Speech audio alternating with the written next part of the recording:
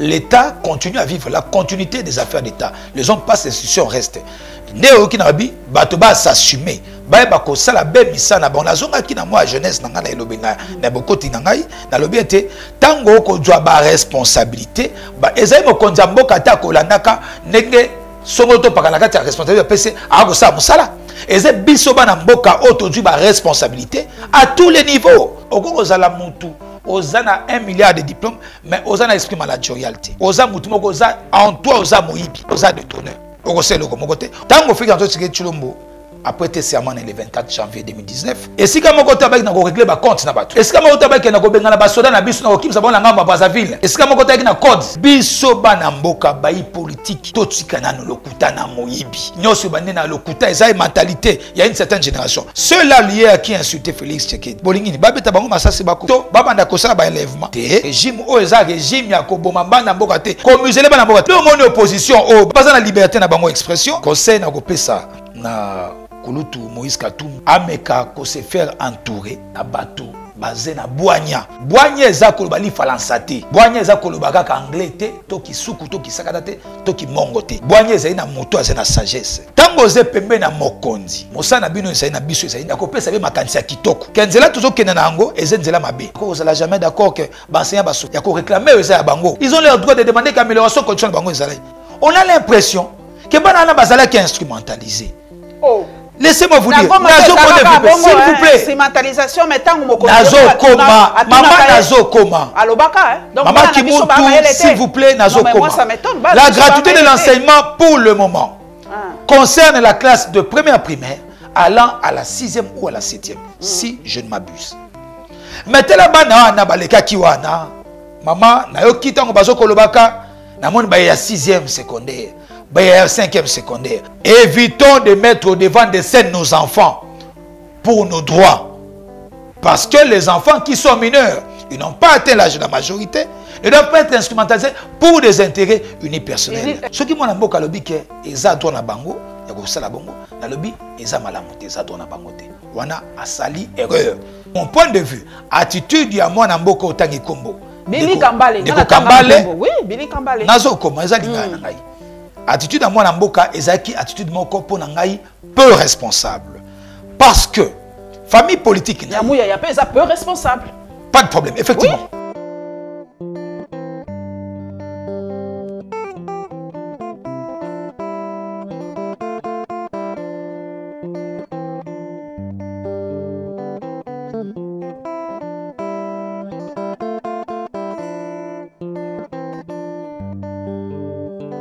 esengo ya kokuta na bino bandeko naza na esengo mingi ya koyamba cadre ya UDPS po bango nde bakosala pe actualité mikolo oyo na esengo mingi ya koyamba Trésor Manga cadre na kati ya UDPS pe na ye tokosolola masolo ya actualité ya mboka na biso tolamuki lelo na ntongo nga na l'équipe personnellement devant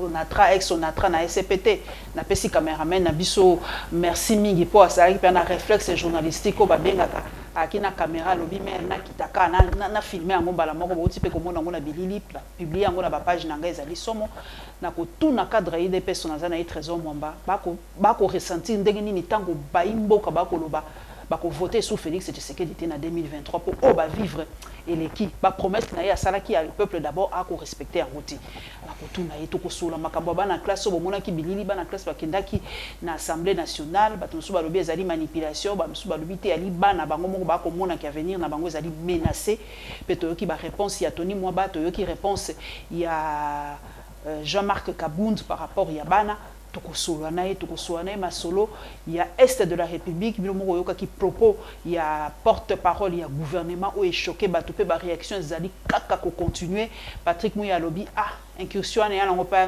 tolobani ya bokipango te ya makambo ya rentre ba voisin au moni kaka ko tan lopango wa voisin problème yati alors bato ba sili ki babi mais ce n'est pas possible ndenge ni porte-parole ya gouvernement ko tenir ba propos modèle wana donc penza biso devant Rwanda toi bato te popo na nini kaka ba incursion e sala makana sens moko est-ce que biso pe to ala droit au sala ba incursion te na mboka baninga donc susciter penza ba réaction belé pe nazali na mwana mboka ya maele akopesa ngai ya no par rapport ba sujet zali ebelé to kolobela lisusu en tout cas ba sujet zali au fil de l'émission tu découvrir ka sujet pour bon boyebi ndenga na fonctionnaka mususu yaka tango émission zalaka esengo mingi papa Trésor esengo pe lokola mama Paulette Kimuntu de babengaka na bana mboka la lionne de la presse. Merci beaucoup na ye na esengo mingi pour répondre na invitation oyo bana mboka basengaki na yo obengisa biso to pesa pe makanisi na biso na matali mboka na biso pe kotalisa ndenge etamboli pe awa biso to bengi des partis présidentiels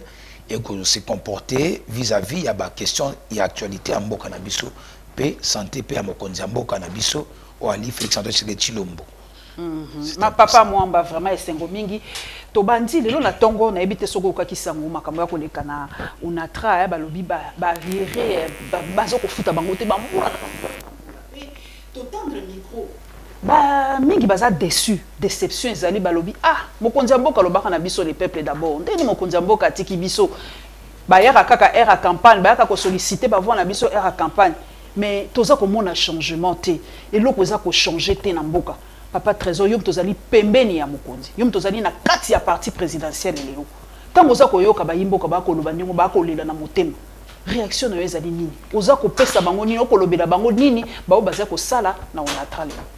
Mais les simi mama Paulette Kimuntu na motuno tuningai ngai pe lokola mwana mboka ya Congo na zalaki be na ville na centre ville tango makambo ko salama na mona ki pe na mwa musika na immeuble na zalaki zina na mona ki mwa lacrymogène ce qui m'a que dans un beta qui penza et beti donc beti moi sona na curiosité humaine yo sona tout na mo sona ma pe na ba et c'est ba ndeko ba Jean topé ba journalier topé ba agent ya SCTP Ozata Onatra là ba tumbi ba na boulevard et ba mina balabala na boulevard le 30 indiqué barrière des salaires na bango en tant que mon amboka et comme ça je suis moi ta mokete mokonzi mboka topé gouvernement biso pesa batu ba responsabilité ezali po ba na ba solution na ba problème o ezoko se poser na kati ya ba entreprise na ba entité nyoso oyo ngana lokola toki ko za responsabiliser na bani par là ba kambi ya SCTP et c'est que na bango bazo ba responsabilité na bango pe na simalango to bosa na tete mboka na biso esika to uti na ebike e dérangeaka mingi na bandeko ba ilimi na motema mabe ya koyoka ba rappeler moi muke na sika to uti na sika to komi makambo ba barrière wana eze makambo to mesana kana ngo moi mingi ba problème a lolingi wana eze ba makambo président Félix Tshisekedi akuti mais en tant que chef de l'État en tant que premier citoyen il y a république et c'est qu'il y a ko répondre na ba exigence sur bana mboka il y a le gouvernement de la république pena ba manager au basé na ba responsabilité na ngo esengela mi tango ba ko peso responsabilité mituna moi il faut que mituna ka soki o ali capable ya ko assumer yango lelo bison so bana mboka tout le monde veut être responsable tout le monde veut être ministre tout le monde veut être député national tout le monde veut être directeur ou tout ce qu'on veut après PDG banani nango yo wana oke na kati ya compagnie nazo ba lokwa mwana mboka na ti ba partenance politique nyoso pembeni ba kondi ba sepeli na yo ba bete ndeko songo to pakala to sepeli te o kumba be avenir ya kati ya compagnie to pe na kati ya entreprise to pe na kati ya quelconque mais c'est na yo wana ba piste de solution na yo et c'est na yo wana moi na job description ya ba tâche to pe ba tribune na yo o ba kosela ngo malamu pe ko ba kosela plaidoyer kitoko na kati ya institution o je kabino so pe ezali ministère o boye na dépendance na yango le droit de manifester ezali garanti na constitution na biso et ezali droit mutunyo so mesenga mesana na kati ya moi ordre et makambo ya STP ngana lokola to yebike ça fait beaucoup d'années o batu na kati ya volonté na bango en tant que congolais en tant que quand même chercheur na yebi ete ezena bato ba na ba responsabilité kuna ba détourner ba mbongo bana onatra na yebi yango te il y a eu des DG il y a eu des ministres tokotanga bakombo bato te na yango esengeli nini ke makambo na ezonga na kati ya kimia et que bao basali ba responsable ba s'assumer ba ko sabe kitoko et ba zo ça va kati bato na bango les droits d'être payés ezali garanti comme ça papa mamba mwana moko mboka to saka na ya wana atuninga bina tunu motuna bino justificatif na bino kozaka 18 ans Kabila. T'es nazé. Na 2023 watango bakutu na bino bilan. Okolobaka te Kabila arenia qui pendant 18 ans yangwana to biso to kokite. Kabila kokoma kaka justificatif na bino. Oh bango basala ka boy. Bango boyebaka yango ava bokota bokonzi. Boyebaka to soutenaka bino po bolobaki boko changer. To bundaki to lekaki na banzela to soutenir. Nga personnellement peut-être que mutu na pesaka plateau nga ofele. Pour leka, pour soutenir combat. Mais lelo, bon banda koyeb sabiso faute ya Kabila, 18 ans ya Kabila, FCC boyenabo, justificatif na bino kaka yango. Mais les signes ma Paulette qui montent na banza, na yano na ngai bana mboka balandinga mo malamu, na ti responsabilité na qui que ce soit té, Nathalie c'était l'État continue à vivre la continuité des affaires d'État. Les hommes passent, les institutions restent. Néo qui n'a bi bato ba s'assumer ba ba ko sala be misana bon la zonga qui na moi jeunesse na ngana elobi na bokoti na ngai na lobi ete tango ko doit ba responsabilité ba ezai mo konza mboka ta ko landaka ndenge songo to pakala kati ya responsabilité pese a ko sa musala ezai biso ba na mboka auto du ba responsabilité à tous les niveaux na ko anticiper makambo te mais na bi à tous les niveaux tango yo lobi ba tu ozali DG Moussa no ya linini et ali ya ko yeba ko manager entreprise ko atteindre ba objectif oyo ezali assigné na yo ko luka ko relever ko sala malamu sika moninga asukaki yo ye wana pona ko matisa pe ba recette to pe ba misala so créer ba activité ya sika to ko kotsa ba rubrique ya sika pe ko futaka bana mboko ba ko saka musala parce que tango na STP qu'on se le dise STP eze na politique malamu te selon ngai na kati ya gestion ya STP lelo pona ngai. Je pense que bandeko bazana ba responsabilité wana ba ko s'assumer ezali linga la moi li fansa moi beaucoup c'est pour la côté à polémique parce que mboko na biso so comme tu lobi maloba na ye ba bandeko balusa maloba na ye na lobi était ba tu ba s'assumer ça veut dire quoi nazo préconiser nazo proposer que bon syndicat la SCTP na banza pe Sonam il y avait un grand syndicaliste pe Sonam papa comme on est ko zongela ngai et si akufa na banza na accident Osango, merci. Papa Osango Père Sonam, c'est un grand syndicaliste, bon syndical SCTP, peu na comité dirigeant, tout conseil d'administration bon, ba kutana, ba solola, ba pesa ba mboka o eza du na bango Père Moussa na bango. Pe ba tia politique moko managérial et que SCTP a ko produire. Est-ce que ba masu ya limingi? Est-ce que ba masu eza malam? Soko yo zali mo kondia SCTP. Tango ba ti wana na bokomi na yo. Et là, quand il ça, on se renflouer par poche, non? Pour que nous ça, moi, ma compagnie, barge, na yo, sous, au lieu pièce, au coûté, na STP boti, valeur nango, 1 500 000, mais pour na yo, moko, port na yo, privé. Port privé, besoin de la partenariat, au moins, on pièce, on a déjà 50 000 $. Mais na STP, monter ça et mati. Mais mon konzambo ko talisa. Mon konzambo ko ba kanga ba port ngoti lelo, ba port. Mais non, na banza to utaki na nzela ya Congo central, UDPS ali et ali ezali l'état et ali parti politique, nazaki na délégation à secrétaire général Lucien Kabouya na Congo central en tant que moyi politique, pe moi na mboka to constataki réclamation ba peuple à Congo central par exemple, kaya bana boma. Pe bana matadi au monique ba port nyoso port ezai ko kufa misale zena bomate nzale koti wana parce que ba ko dépendre na mai pe matadi lokola mais au moniete bato mosusu bati ba port na bango pe basusu ba préférer ko lunga ko alimenter ko zona ba mabele ya bana mboka pe banzela ba mabele ba mai je ne cite pas de nom de gens mais ba dirija ka moi kala. Il y a certains qui connaissent, qui savent de quoi je parle. Il est très tôt, il y a ko anticiper ma total ça qui CG Kabouya lobaki na kati ya allocution na ye abaki était ba port nyoso tozomona o nyoso ezoko lukako détruit on détruit les STP pour favoriser des affaires privées te l'été c'est la vivre pour bana mboka base pe malamu na yango na kozonga beka na liloba ngai ya liboso na ibandeli to sengete l'état na biso apprend à côté na makambo yango atalisa biso bosolo banani o basé ko empêcher que bana mboka baza malam na yango leto bidi comme manager on doit avoir des managers et non des affairistes à la tête na fundi bandeko bazoko diriger mais bino de politisation ya ba société non yebi ke tisiko papa momba to kosa na teto ba comprendre mama ki mingi ba kozela ba koma lelo ba déjà ba entreprise ba parti politique bino ole bo pesa ba expert bo pesa ba technocrate l'expertise ba bongo la ba fils maison bo pesa bango lelo ba polito yebi ke ba membre mingi pe il pesa ba cause ba poste na ba entreprise publique. S'il vous plaît maman, l'expertise non écoutez, l'esprit managérial réalité que au moins les politiques ezali dynamique, ça c'est vrai, et mais il faut que bete mayele ya ba congolais eze ba bisika nyonso eze na ecclesia eze na université eze na ba ndeko ba du ba formation na ndenge likambo management ezali te kaka soko okoko zala mutu ozana 1 milliard de diplômes mais ozana esprit managérial te oza mutu moko oza en toi oza moyibi oza détourneur okoselo ko moko te. On a vu ici président de la République a félicité ba manager sur entreprise misusu na kotanga mwana mboka Kinzo Anthony aze mutu ya anapi batia kai banda moi la quartier na biso OK na cité mama azaki kuku Anthony banda ndeko sénateur Kabila mais mokonza mboka salwaka mosana na Londres si j'ai bonne mémoire basé ebeli kaka wana to suki wana te mais ta parti politique te moni différence non s'il vous plaît to kokota na polémique wana te il faut oyo mboka eza na ngo bosenga ezali na bato bana mboko baza na bolingo ya solo mais na ba église nini to somona te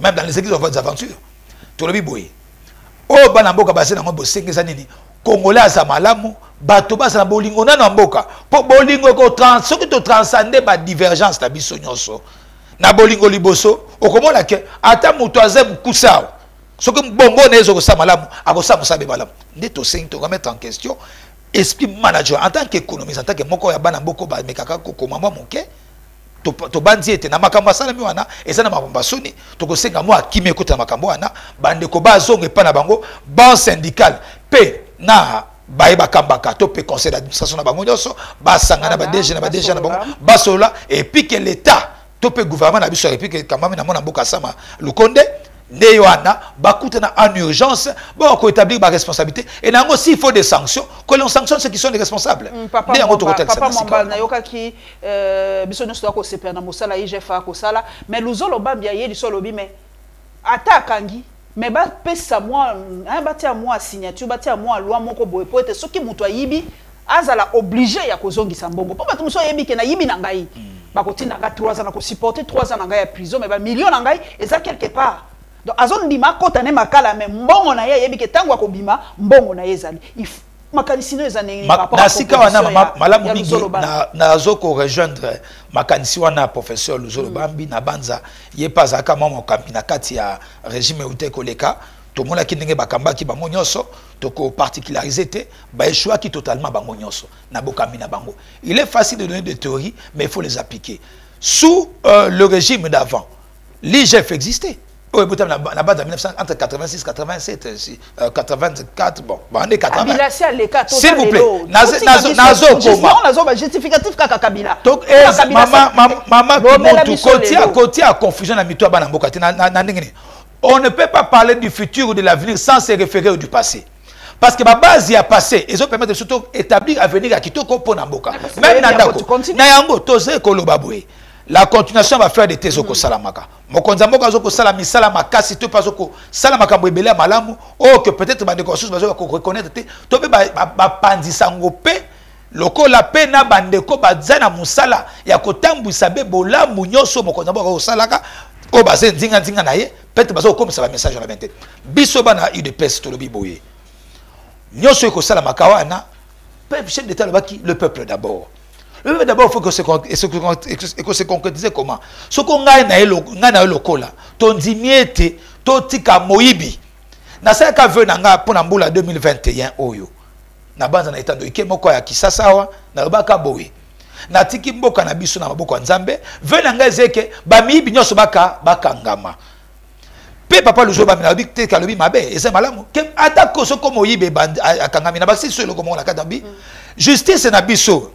Et c'est la progressive d'application en réalité. C'est-à-dire quoi? Tango makambo mabandi, il y a l'État, il y a détournement des délais publics. Père fonds et l'État, à bon trésor public. Tango badu bami bio ba détourner wana. Et c'est bon, bazongi sango. Balong ba tobi je c'est pas ça kate maman. La corruption, qu'est-ce que l'on fait? Ba kotia ba mikana na koma bana na bango. Il faut qu'on mette en place une commission d'enquête, une commission de sécurité de l'État, et qu'on va enquêter. Il y a un des moussades de chef d'intelligence, et c'est un peu ça là, dans le pays, on leçon en athée, autour de la on a piste de solutions. Donc, par rapport à mettre en place commission, mon corps va bien mal acquis. N'a pas qu'on était du pays à son âme, héros national, n'a pas cause de la yango. Alobaka, Nabanza, Nabani 92, Tango, Azaka Premier ministre. Après ça, 48 heures ou 72 heures. Qui va bien mal acquis. Motonio soit Dieu le quoi l'État. N'a pas si quelques heures. Près de 72 heures ou 48 heures. Si bonne ma mémoire encore. Nazoko Luka, moi, Tatonement Sikawana. Mais tout ça, Kabanamike. Naebi Mukoloana, Mikoloana. Parler du peuple Otozobonawana. Et Tondaka. Vous savez, Bakolo Nabiso. D'abord, Moulana, Ozo et Bango Malam. Pose à mon la moko à politique. Il y a moko, il y a bateau bazaka. Bateau bakapé et le quoi non, c'est ça tout ça. Tete ngala yo zemo pandisango maman. Oza politique, yo oza censé oza la politique. Voilà. Reste la politique mais je suis congolaise donc avec mes convictions. C'est de vos droits maman, c'est garanti dans la constitution de la République maman. Denango bayaka kotika babilo konyo somoibi. En une fois une parole. Le leadership. Donc, le leadership ne se déclare pas, mais se constate. Donc, le leadership est athée. Leadership est banani, maman. Tozo koloba biso so bana mboka te. Toko balu to na kata nzungu te. Toko lamba, ba kolamba ti be pis nyonso. Et pis so na nyonso zani. Ngana yo lokola, gouvernement epai, justice epai, ba entité décentralisée epai, ba bourgmestre epai, ba policier epai, biso nyonso ensemble. Mokonza mboka e moka kotonga mboka te. Mokonza mboka komona ko pesa ba programme na ye. Deux monde batbabi, promesse sur promesse, c'est faux et archi faux. Mais est-ce qu'on peut réaliser sans avoir promis, sans avoir projeté? Vous voulez des raisons, on veut des raisons, on veut la chose son contraire. Il faut que ba pesa makanisi, ndingi se pesami, pena yango batu bakola na ndenge la wana. Ngai na lokola to sala ndé busa. Leadership na ko répondre kama kama. Olobi promesse na lopoto baloba fait promesse ça ka moto ko yango. Kolaka. Malheur à celui qui croit aux promesses. Donc, biso bobo comme on a biso badzo ba quoi to ko ndima ba promesse na biso. Tete likambo ya botambu simboka eze likambo ya cuisine to bolambi na kata cuisine na mama azana kata cuisine ete. Eza cuisine c'est la cuisine nationale. Eze nde basalaka soki fete ali maman. Kolambo lambaka oza maman eza te ke ndenge lambaka pona 3 4 5 personnes. Te au moins ka bo benga na ba service traité. Bato libana ndo zo mona ba expert dans ce koyaka ne ba investisseur donc mon aba obenga ndeko moko oyo aebiko azana spécialité ya kokalinga donc ne expertise zo sengana mais comment na bandeko mingi nde na zokana loko na otalisa o za moi loko na ngimba ndeko bakotsa mutu na biso na mutu na bango pe biso nyonso leadership to pe esprit managérial et c'est que ba na zai manager alors que ça dit incapable à causer to ekola esprit à démission tango mokonza mboka apesi yo confiance. Ndeko mwana mboka na tango na ordonnance présidentielle okomi mandataire okomi DG okomi ministre mais est-ce que ko accompagner mokonza mboka na yango soko moni muto asoko kate na yango akoka courage ko démissionner ole akozela ka ke to bana kotanga beba kombo ke ndeko boy est-ce que ba tio soko kate mokonza mboka akotonga Kongo ye mokoteza lokuta mokonza mboka akotonga na effort anga na yo na mopandisango akosala beba enquête ya ona saka je n'en veux jamais à tous ces gens qui font des investigations qui apportent des questions c'est à nous de répondre. Nena saka toujours à l'aise il y a no labitu na nyonso pe na kotia lokuta ata mokolo mokote na maloba na ngai. C'est comme ça qu'on doit accompagner le président Félix Tshisekedi. Comme on a biso ya bokoko papa Mwamba. Bato mingi bakoloba bato mingi baloba kaka faute ya entourage. Faute ya entourage. Kabila lobaka na kokisi bato 15 te. Bamtu bazo bakutu lelo autour de Fati bazata 5 te. Yango na la main menda zui courage. Alobi pe buino bo sepeli na moni une partie à opposition, une partie pardon ya bato ya mboka. Te bongi sa mwali na kotia nga na kati ya makambo na bato. Bato ba sepeli balobi voilà. Bato ba bi ah lelo bokomi kokumi samende. Lelo menda komi moto malamu. Bobosani ba insulte, bobosani makambo nyonso menda lobaka pona bino. Bon, ce qu'on a écouté, on a pu monter à l'icadre IDPS. Papa bino boko ramasser kaka bato nyonso, ceux qui ba la position na bino, ceux ba ko kumisa bino, ko ba ko flatter bino. Allez, le quoi? Moto nani wa ko flatter bino mikolo comme na yewe azalaka. Papa pete Steve nani? Bikai. Mikolo Steve moyenté. Steve penza moyenté. Boko zoye kaka. Bobosani nyonso, bo zoye kaka le quoi zo kumisa bino mikolo aya na IDPS. Mama Kimuntu na banza ngai ndeko Trésor Mwamba na inventé le côté ta la tweet ya bato ba teke na inventé Steve Mbika et mikoloka ye na ye po lobby makambo belé que le pays n'est pas dirigé par les ayatollahs beaucoup ta la continuer Twitter botala na mona ko zaki na agenda na yo ya moto bande émission vous ko sur la peine à téléphone pour zo ko za ba mituna osaki ba vidéo na au direct pour collecter ki ba mituna ya biso bana mboka devoir eza ko yanula ya ngona lobaka tango ko yana etando eke soko omone ozali prêté topé oyebelo ko mokote esengo fana ndako ofunga biblia otanga topé o se cultiver monde la sali google lelo na internet wana ba dossier misusu pour la cultiver na motu no tuni wana na ko loba boy mama politique ya Afrique Centrale Chilombo ezali politique à chasse à la société mokonza mboka contrairement à bandeko basusu na boye ina bango tango bakomaka baka neloko moko kaka très simple na ko remuer couteau na plaité na zo komane yano ezali eloko moko important que bana mboka ba ko kanga yango pe ba ko retenir on peut ba ko comprendre tango fika to tsike Chilombo a prêté serment le 24 janvier 2019 et si ka moko tabaki na ko régler ba compte na bato et si ka moko tabaki na ko bengana ba soda na biso na ko kimsa bona ngamba Brazzaville et si ka moko tabaki na code o to monaka na boye bande ko basusu to saka ba jeune comme tout ça il faut que ça cultiver to yebi makamnya swana beza vérifiable aye na politique ya pardon UDPS a moni passe durant près de 37 ans UDPS aisé pouvoir mon côté acquis au fruit du sang au prix du sang plutôt aisé pouvoir acquis démocratiquement mon konza mboka na yango Félix Antoine Tshisekedi ok ko ça politique exclusion té mais na yango ngana ko baxelo moko politique en flatterie to yebi ndenge bato to yebi ba joueur na jeu na bango puisque to na kati ya union sacrée o mokonza mboka a consacré yango pona émergence à Congo na biso mwana mboka nyoso asengeli ayoki bolamu ya ko se repentir ya ko landa nzela malamu bolingi ete mokonza mboka benga na ye na banza te mais ba flatteur nyoso ça n'engage que ma personne ba flatteur nyoso to ibango. Il y a des gens qui ont juré ici, qui ont même insulté le président de la République, qui aujourd'hui se rétractent. Tu as dit que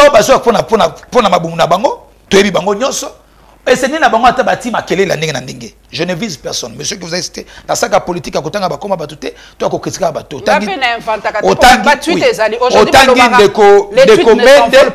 Autant de commandes, Lambert, ancien ministre, il y a communication, autant de communication, Steve, ancien ministre, il y a su na banza, na gouvernement, le gouvernement il y a quelques mois avant, et ça doit na bango ba liba congolais, il y a soutenir mon konzamboka, mais bana mboka na biso so baebi, moko na moko moi politique ya Congo, non mon biso nouvelle chanson politique, où ezali conduit de main de maître, na Félix Tshisekedi, to jouera na constance. Ngai Trésor Mwamba na flirta na n'importe quoi te. J'ai difficile à côté ya ko betaka masula bateau, mais je crois que biso des pes ba puriste eu des pes ba na eu des pes ya solo. To yebi pona nini mokonza mboka na biso asengi na moteur malamu parce que vous allez parti moko social-démocrate. Eu des pes ali bâti sur au vision ba père fondateur na biso ba ekola ki biso bolingo kaka to moni batu batumba bana mboka na 10e rue. To perdre bandeko belé ba ko financer kwana to perdre bandeko ba marché belé Félix Tshisekedi aya tambala mon côté ya ko loba keno lelo to ko boma batu mais je crois que demain il faudrait qu'il y ait un tribunal congolais où on doit juger tous ceux qui ont fait du mal au peuple congolais, où on doit juger qui tous ceux qui ont détourné comme on a commencé à entamer à le faire aujourd'hui. Les lois batonyo so bazo ko changer comme toi ataba na mboko bakoko se déclarer être dans la même famille politique na biso so comme moto azali détourneur moto ndenga sengena justice atala makambo na ye pe bandeko ba dirija ki avant et belé nazo mona base au monde arrogance to zo mona na ba etando ke nazo mona ba Twitter na ba plus ba page ndenga na ndenga pe ba etando ke nyoso arrogance bato bazo ko loba nango c'est parce qu'ils ont encore des canons où ils ont fait vivre bango et sengeli na l'état congolais na justice congolaise akokolandela ba détourner nyonso yo bazala ba milliards ndo mona ki arrogance kati ya gouvernement FCC cash ozomona ministre azo trajet na président de la République biso ngana sa l'école du parti et natangi na kati ya mboko pe natanga ka biblia epekisi yango yambo toki na constitution na biso nzambe moko apekisi moyibi nzambe moko apekisi détournement ba nyonso monaki Anani na Safir na za pasteur te anani nzamba sengete bo pesa makabo bango babomba kindambo mais maman moko azali na mwa moke na ya tie anani na safi bakufaki na ngo mama kimuntu tango to akane tando ke to ka pona ko éduquer population na kotanga citation moko oyo moko aba penseur topé moko aba écrivain na tambo maboko pambate aloba Paul Valéry ezeo couplé anga makasi na tango na tongo eza moi mokuse Paul Valéry un enseignement qui n'enseigne pas à se poser des questions est mauvaise. Est mauvais, c'est un enseignement plutôt. Un enseignement qui n'enseigne pas à se poser des questions est mauvais. Qu'est-ce que moi je comprends dans cette citation de M. Paul Valéry qui a existé entre les années 1800, qui a vécu de 1871 à 1945? Je sais comprendre ceci. Nalingala, mate ya tope bolakisi nyoso oyo ezoko pesa ta résultat mon côté ezoko kene na kati ya bozoba eza na tina te zabe lokuta ndo moni biso bana mboka bayi politique pe bato nyonso totika na lokuta na moyibi nyonso bande na lokuta eza mentalité il y a une certaine génération biso génération où on s'inscrit dans la logique à Félix Antoine Tshisekedi Tshilombo ya kotika molimo a flatterie ceux-là liés à qui insulté Félix Tshisekedi bolingini babeta bango masasi bakufa to babanda kosala ba enlèvement te régime o eza régime ya koboma bana mboka te ko musele bana mboka te no moni opposition o bato ba se déclarer ba opposant baza na liberté na bango expression baza na liberté na bango se réunir mais en respectant la liberté n'appelle pas au libertinage en respectant strictement la constitution de la République sans astreindre ou enfreindre les lois de la République pour na succès na sika wana mwana mboka nyonso sengeni na ye ko pesa makanisi na ye mais toyebi ba flatteur na ba flatteur nyonso et puis pour na bandeko wana nyonso bana Congo nyonso ngana zo passer bango mot d'ordre moko toko sanctionner bango na 2023 pe yango toko koma papa parce que tozoko banga ko bango te on nous pousse à le dire toko za na 2023 ba député nyonso de tourneur ba député nyonso o ba partisan mabe o ba zoko sala musana bango nyonso te bakolana na bana boka bako se prendre en charge surtout ba député provinciaux mingi ya Kisasa o bazali sérieux te papa Mwamba en tout cas to koti pe ni solongo ya union sacrée sikoyo bana mboka bamina tuna bino union sacrée ezali penza nini ezali vision ezali programme ezali assemblée ezali parti ezali plateforme est-ce que vous allez na charte qui peut adhérer na union sacrée pour lelo moi nungu ezali bato ba format ki union sacrée ponga na landaka bato mingi bato ensemble balobi biso pe biso kutotaki gage biso nde tupesa ki yango comment on appelle hein moi crédit soki Moïse Katumbi azala kité union sacrée ngaki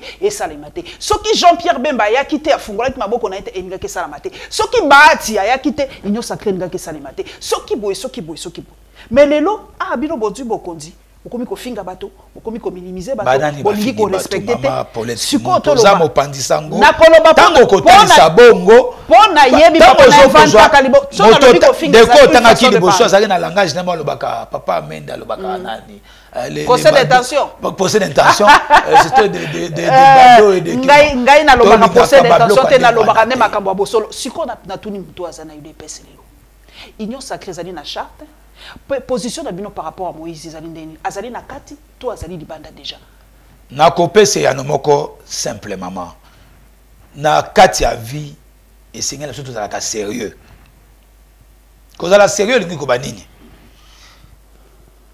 tango bonzimi ko tambola na nzela moko et que to constater et que yo monique comme vous avez un intérêt privé personnel na yo on doit trouver raison d'être naïoté. Au cause de l'attitude de quoi afficher. Mais il n'est pas encore tard. Conseil n'a pas ça na Kulutu Moïse Katumbi ameka ko se faire entourer na bateau basé na Boigna. Boigna eza ko bali falansate. Boigna eza ko lobaka ka anglais te to ki suku to ki sakata te to ki mongo te. Toki round te to chiluba te to ki yombete boanye zai na moto azai na sagesse tango ze pembe na mokonzi mosana bino zai na biso zai nini ya kopesa be makanisi ya kitoko ya kotali sete kenzela tuzo kena na ngo ezenzela mabe mais yebisanga loko yebisanga mama ngala zana toi kotuna mituna te yanga moseza ko yanola mais on peut échanger sur ce point namoni que ça prématuré à conclure sur attitude, il y a top point de vue, il y a un homme politique, acteur politique. Mais tous les cas union sacrée. Otuninga motuna soko union sacrée ngobani. Mbana ba etando eke nyoso natali sakala makambo na malamu. Eta moko bana ide pese, pe moko ayibi makambo ngoninga zeli. Union sacrée zenini. Union sacrée est parti politique té. Union sacrée est beaucoup tanya bana mboko bandimi kolanda vision mokonza mboka. Oyo bana mboka basusu ya mitema beli kundu pe mabe bato bazaki sérieux na été. Bandima kiko luka kotia bakoka njama na mokonza mboka. La ligne théotolo bal ol basusu ke noté voilà bozo se fait kana passé. Ezali passé mon corps récent. Au moins la qui turbulence ba ministre basusu. Au moins la qui ba outrage na mokonza mboka gardaki. Motema ne monene lokola mokonzi ko tata bana nyoso pe abato nyoso. Asengela ki naye koyoka mate ya bana mboka to pe makanisa bana mboka nda bengisi ba kongole nyoso tu naye ba pesa be makanisa bango aelaja ko na ba couche sociale nyoso pona koyoka makanisa bango ayoki mbela bana mboka habité boya bino surtout na ngai o nyoso alingi to tamsa mboko na ngai ensemble boya to sangana to kenda en avant to tombola mboka na biso soko to konti ba discours politicien no kongo ko tika na mwasima ndo moni makambo nyoso saketo FCC caché abu pia bana nyoso mboka banzima ki batambo nae ba ekolanda ne message mokonza mboka to pe na vision nae o to ko inventer makambo te to ko inventer route mama ki muntu pour TVP là et ça simple te il faut aux télécommande brancher na prise tout ça la baganza ba mo ebele ba hyperbole tout des mots le chantier boy et tout ça ce n'est pas ça nous connaissons les piliers il y a développement c'est le social c'est l'enseignement c'est la sécurité. Et il y a plusieurs piliers. Donc, c'est l'électricité et l'eau. Quelques piliers en moi. Ce qu'on a eu le col, la beka na jeunesse dans la bokoti. Oh, nous sommes la responsabilité. A combien de cas au salawana? A quoi que ça me samalam? Tout ça va débat sur santé. La mikili en pote na mikili nyon sur Afrique. Il y a des pays où opposition. Tout ça parti mon démocrate, social-démocrate. Et opposition c'est rien na ça là. Mais na makamatale malamu pour na mboka, bana mboka so basanga na kati. Tout le monde en Europe, en France, ceux qui France, Dieu attaque, ceux qui nini, batonyoso, au monde madame Le Pen, atiki moi polémique nanani, alisangani. Mais tala maemasa makana mboka na biso. Totika motema mabendoka mokonza mboka mokomso abi, totika kindoki. Afinga ki batote, atalisa kinde makambo. Po ezoko lekela nanga na yo bana mboka. Omona mutu. Alobi na ina monsieur Mwamba wana. Soko tune keso, azana nyongo na ote. Ote na ebite. Mama ki muntu na ninyo ete. Te.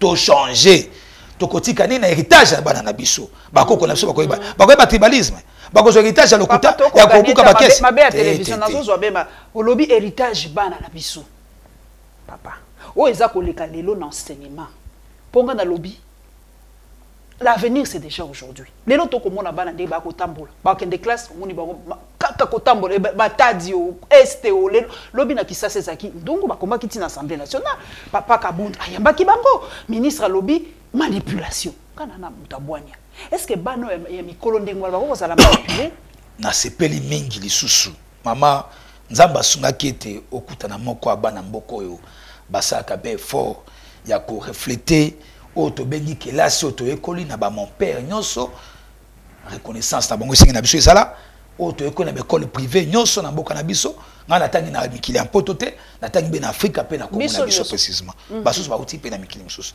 yango tant to leka kaka na etando yo esengi ko ba makamna bosolo pe na bwanya nyonso pe na kimia na bolingo mboka na ko ba boy mama yambo na kota na likambo wana na ko profiter na féliciter nous mwana mboka premier vice-président de l'Assemblée nationale, Jean-Marc Kabunda. Oyo, bino ba pansango boza motema. Malamu penza te ako reconnaître, pe ako saluer ango. Bobo ekoya basusu babo pe ko zala na biso. Mwana mboka Kabunda Jean-Marc premier vice-président. L'Assemblée nationale kamote to boki koya wapi? Bozo ko beta na tota na bitande ke ba lakisaka ngote ba felicitaka ngote ba saluer ngote. Mwana mboka Jean-Marc Kabunda atongi a modifié te to pe asali na français to pe ko saba travaux sur ko réaménager te non atongi école pona bande ko na biso bana kisenso kombo école ki ngama moki boli misangai EP1 EP2 kasu kombo ki ngama moki 12 salles de classe construites. Penaba bureau, penaba bloco nyoso, ya classe pour na bana wana kisenso. O bazana droit à vie, droit à scolarité. Batanga be na katia condition be malamu. Na sengi na yo mama, soki mwango ngezali to bongisa. Ozak journaliste menen investigation pour nous kenda kotala makambo mwana mboka asali. Ça fait des années ba politique nyoso basaka makambo awa, pe na lokuta, pe na katia ba projet électoraliste. Na kotali c'est projet électoraliste, c'était pour na nini? Mon amboka Jean-Marc Kabunda Kabunda premier président national a sali école wana a ti modification à comboté EP Kabunda ND. Voilà l'intention. A sali ango bongote a sali tongi école ya sika wana école ezai bana bane 70 o azongisi en état bana bazo kotanga na kelasi wana atuane za kituko na kozonga bina kati makamanta bana biso esa nga pasi mingi pona zali pe tata pe nazana bana bakenda pe na kelasi mama kelasi ezali institution moko par excellence oyo esali kengana le kwato fanda isika to fandia to sokosola o esali te bakonza mboka bakambi nyoso na police na l'armée ba bakosala makambo nyoso basaka kelasi ezana li faransa ezana minoko na biso ya Congo eza très important pe ko funga maele eboanya eza mawa mingi pona nini mawa mingi tango bato pona ba intérêt unipersonnel na bango balingi ete bana kelasi babeba motu na kotalisa nini na kati wana nakoki jamais kozala d'accord que ba enseignant ba souffrir ete ata mokete ba enseignant il faut ba sa condition na ze mona molakisi ngamoko tata nanga ze molakisi c'est vrai que sisi musane na kati ya directeur d'entreprise moko monene sika maman nanga ze molakisi pe na ze mwana fou ya enseignement na ko na kati ya babote batangisi na classe pe batinga pe na classe na ko kozala jamais d'accord que ba enseignant ba souffrir ils ont leur droit ya ko réclamer eza ya bango. Ils ont leur droit de demander qu'amélioration condition bango ezala. Mais tellement mona mboka Jean-Marc Kabunda ya makiba bana o bayaki na assemblée nationale. Récupération politique balobi. S'il vous plaît maman, ezama mingi. Ba etando eke botal saki yango mingi. Bana ba s'organiser. Ba yuti na bisika lolenge na lolenge. Comment bana wana ba komaki wana? Pe eloko kokamwa mingi wana ezali questionnement na ngamoko. Na mituni motuna. Gratuité enseignement oyo batu bazoko réclamer.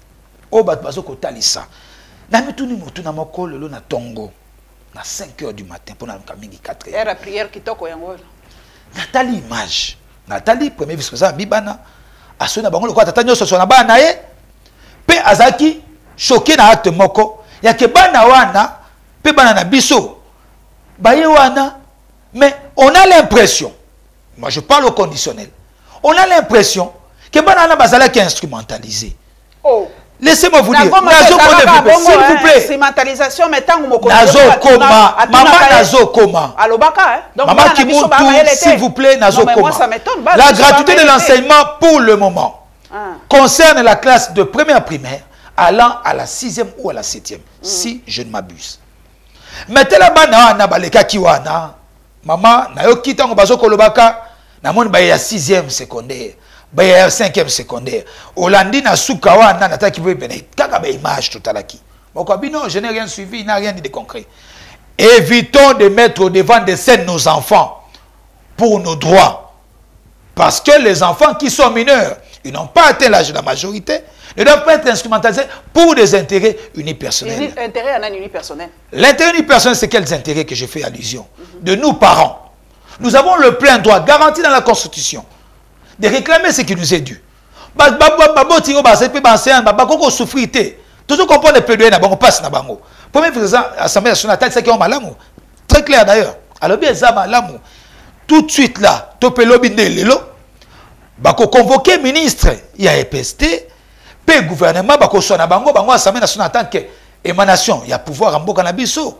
Premier on peut parmi ba grande institution mboka na biso, bako kuta na bango ba se mettre d'accord. Bako sola pour assouplir ba conditions de vie à enseignant. Nga attaque mona molakisi.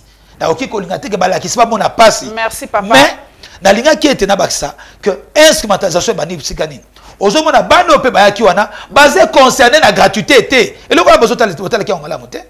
Ndo mona skatobi instrumentalisation. Bo sangana bana nyoso. Misusu bayena ba bus.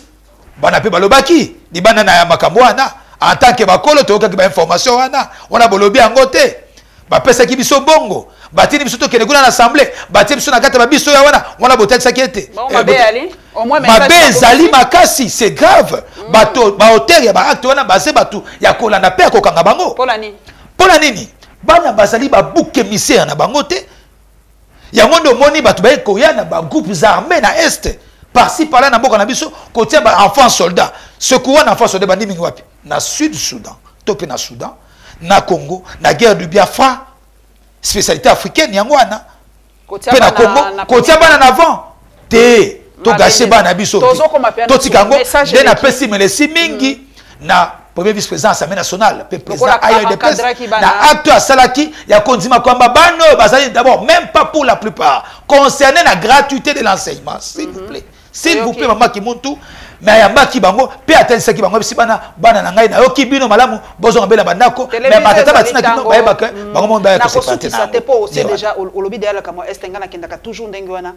to yoka ki maloba ya porte-parole ya gouvernement papa Patrick Mouyaya par rapport à incursion et salamaki dernièrement na est de la République na bosani kombo ya ville ngo mais tobi ka ezaka côté ya Kivu kuna papa porte-parole à lobby batomi balobi ezaki un peu na moi désinvolture moké à lobby ezala ngo makambo salimaka entre voisins donc voisin kokota kokobima problème eza penza gravité bana mboka mingi bazaki choqué pe mingi balobi ezali bourde ya communication papa en tant que congolais patriote oza ko ressentir ndenge nini soko oza ko yoka ke ba voisin ba koti ba sali ba bango ba sali ba bimi biso to ko réagir aucune réaction officielle bato bazeli ministre affaires étrangères à lobby le côté bon convoquer ambassadeur à Rwanda oza ko oser ko lobake FADC na biso et kosi to réaction officielle de mon côté to ko continuer ko zala kaka ndenge wana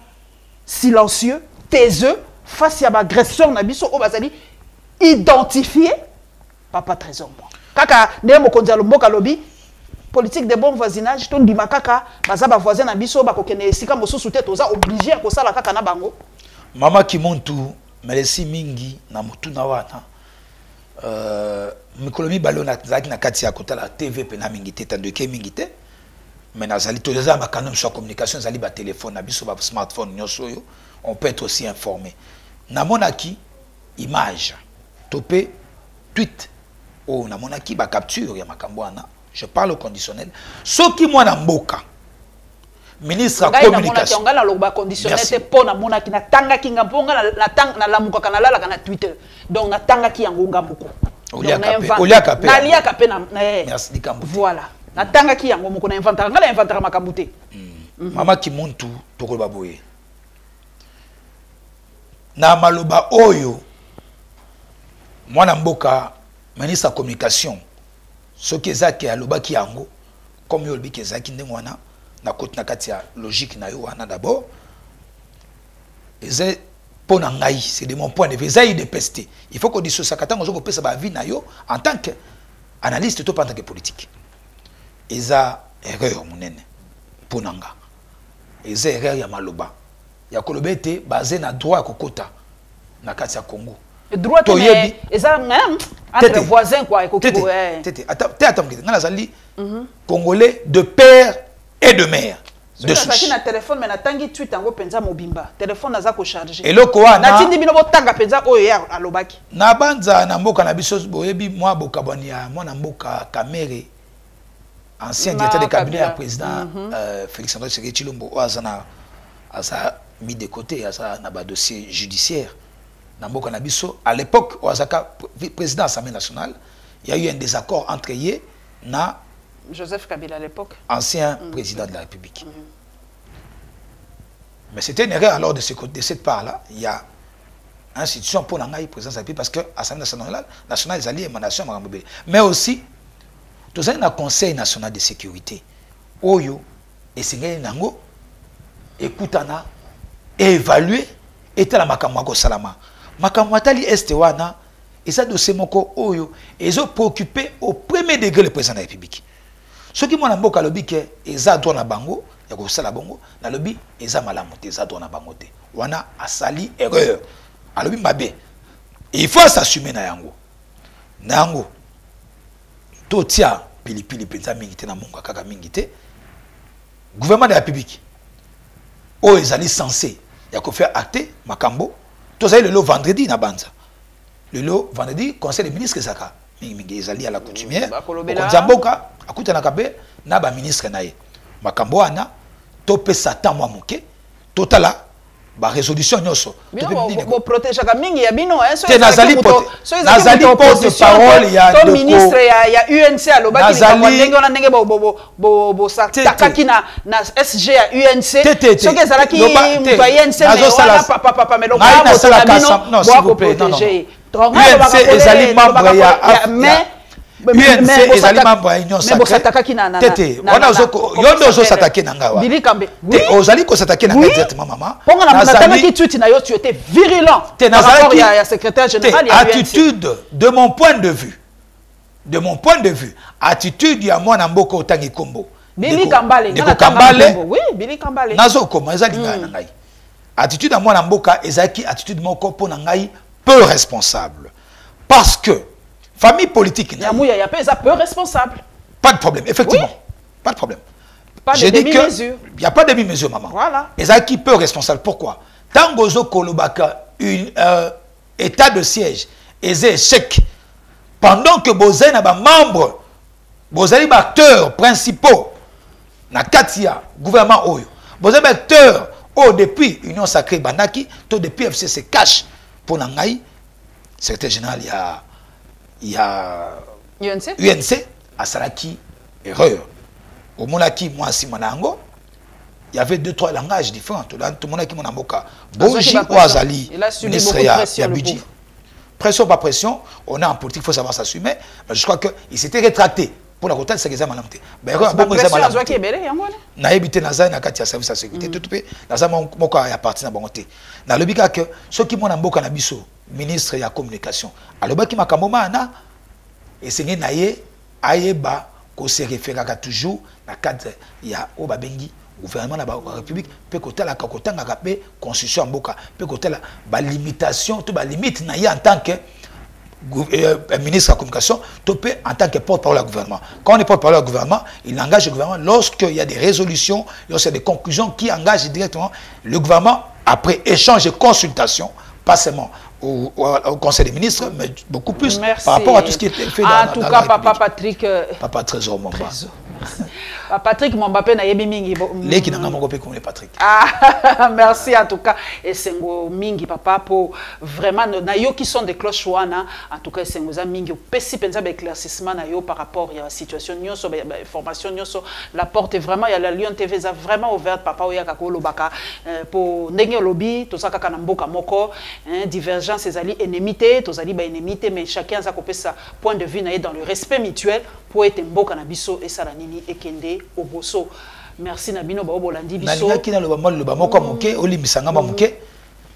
C'est pere mingi na ko profiter pe na etando ekena yo ya ko saluer quand même avancer makasi to salama na désignation ya ba membre ya bureau ya Seni to ki mo la boka kadima pe bande konyoso na koyamba prochainement to kozela nan makambo désigné pour na ba kumba Seni na biso sur 15 membres to moni 12 membres ba bimi na katona félicitations ba confession religieuse na biso o ba laxi démocratie ndenge zalaka et c'est éclairé c'est exemple malamu na bande pour CP na sikana parce que ba yokani ba bimisi mona mboka nani kadima o église kimbangiste Papa Simo Kimba Nkangani a désigné qui d'une façon officielle la bande de Mboka na mikolo ya moi libosoa a entériné yango et dans le respect de la position constitutionnelle donc ezali ba force intendenge bandeko basusu au basé ba mécontent les dés sont déjà jetés donc il y a plus rien il y a plus de donc préparons-nous pour 2023 tant distraction na ba agitation ba cogitation na ba agitateur nyoso ba ko préparer l'information est déjà là, le scoop est déjà là, donc il n'y a plus rien à ajouter. Tozo zera kaka entérinement ya mokonzi mboka, mais na ko yamba yeli susu po eza dossier mo tozo zera nanu ngana zo zera sans polémique. Sans polémique, nazo zera entérinement et bon na ko yamba susu papa Patrick, papa Trésor, aïe papa Trésor mwamba na ko yamba yeli susu tokosula susu masolo ya mboka. Botika malamu nzaba benisa bino abanisa pe biso lokola.